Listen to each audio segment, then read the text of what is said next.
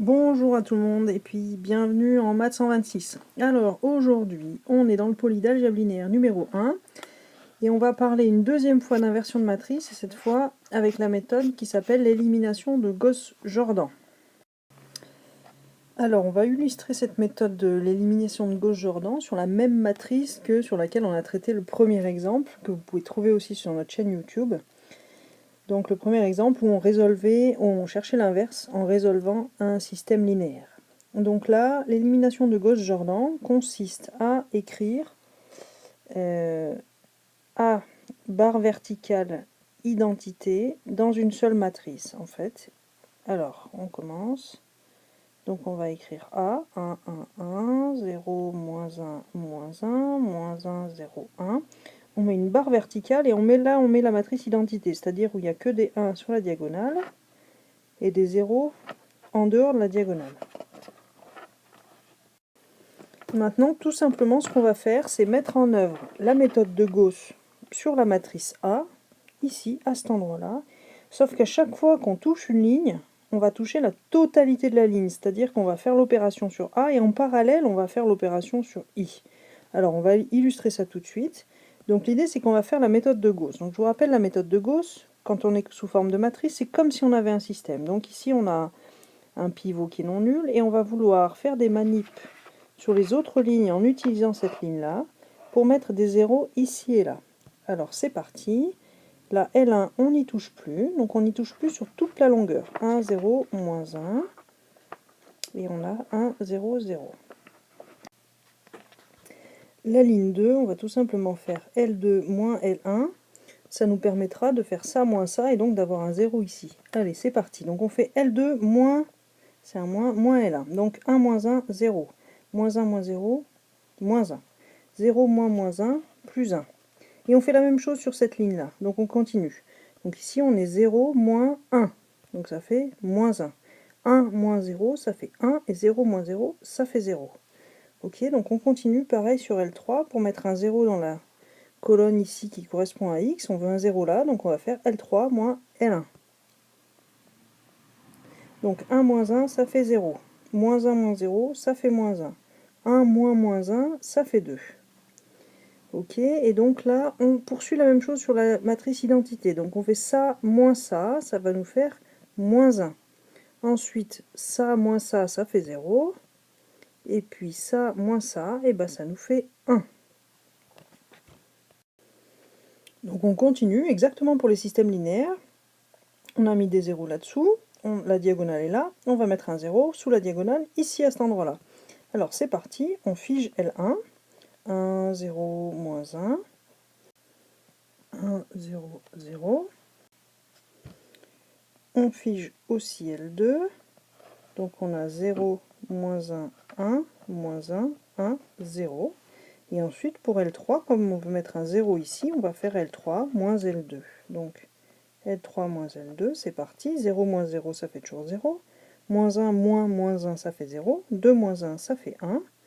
Moins 1 moins 1, ça fait 0. 0 moins 1, ça fait moins 1. 1 moins 0, ça fait 1.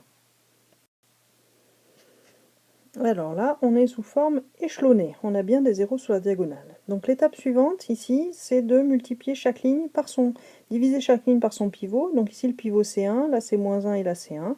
Ça revient juste à changer le signe de cette ligne, histoire d'avoir que des 1 sur la diagonale, hein, c'est ça l'objectif.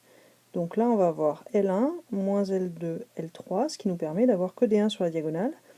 Donc comme toujours, on fait bien les opérations sur la totalité de la ligne. Donc L1 ne bouge pas.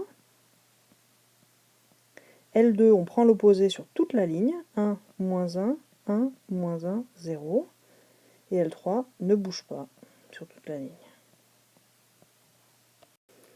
Alors maintenant, on continue l'élimination de Gauss-Jordan qui consiste à poursuivre la méthode de Gauss essentiellement.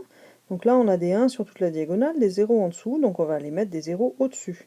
Donc on commence en utilisant la ligne 3 et on va les mettre des 0 là-dedans. Alors là, les manips, elles sont quand même assez faciles. Donc L3 ne bouge plus à partir de maintenant. Elle est en position définitive. Et là, on va faire juste L2 moins L3. Ça permettra de faire ça moins ça. Non, d'ailleurs, L2 plus L3. Comme ça, si on fait ça plus ça, ben, on aura bien un 0 ici. Allez, c'est parti. Donc on ajoute L2 et L3. Donc là, on trouve 0, là, on trouve 1, là, on trouve 0. Ensuite, on trouve 1, on trouve moins 2 et 1. Et pareil pour la ligne 1, si on fait L1 plus L3, on aura bien un 0 à cet endroit-là. Alors c'est parti, 1, 0, 0. Et on fait bien la manip sur la ligne, donc on ajoute cette ligne avec celle-là. Donc là, on trouve 1, moins 1 et 1. Voilà, et donc là, l'élimination de gauche-Jordan est terminée, puisqu'à partir du moment où on a retrouvé l'identité sur la gauche, la matrice ici que l'on lit est exactement la matrice A-1. Voilà, donc c'est exactement, si vous remarquez, c'est strictement les mêmes opérations que celles qu'on a fait dans la méthode avec un système linéaire, sauf qu'on n'a pas besoin de se trimballer les x, y, z et les ABC. C'est exactement les mêmes opérations, mais du coup, ben, c'est plus rapide à écrire, quoi. Et ce qu'on récupère à la fin, c'est bien A-1. Donc c'est vraiment une méthode, si vous avez bien compris, c'est la méthode la plus efficace. Et les notations sont plus légères et du coup, ça va assez vite. Voilà.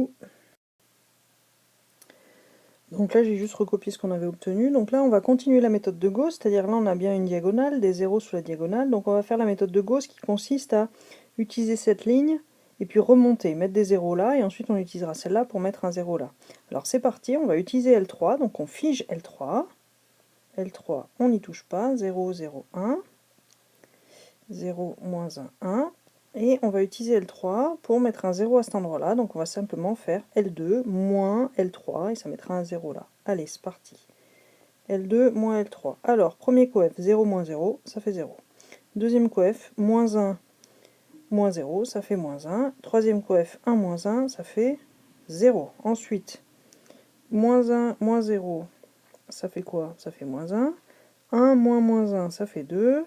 0 moins 1, ça fait moins 1. Et pour la ligne 1, qu'est-ce qu'on a à faire? On a L3, on a L1, on veut mettre un 0 là, il suffit d'ajouter L3 et L1. L1 plus L3. Alors, la somme des deux, ici, premier coef, ça fait 1 plus 0, ça fait 1. Ensuite, 0 plus 0, ça fait 0. Moins 1 plus 1, ça fait 0. Et il nous reste, alors là, il ne faut pas se tromper, il faut bien faire la manip sur les deux. Ici, ajouter ces deux lignes-là. Donc on va trouver moins 1 et 1. Donc c'est terminé pour l'inversion matricielle. N'hésitez pas à poser des questions si c'est encore pas tout à fait clair.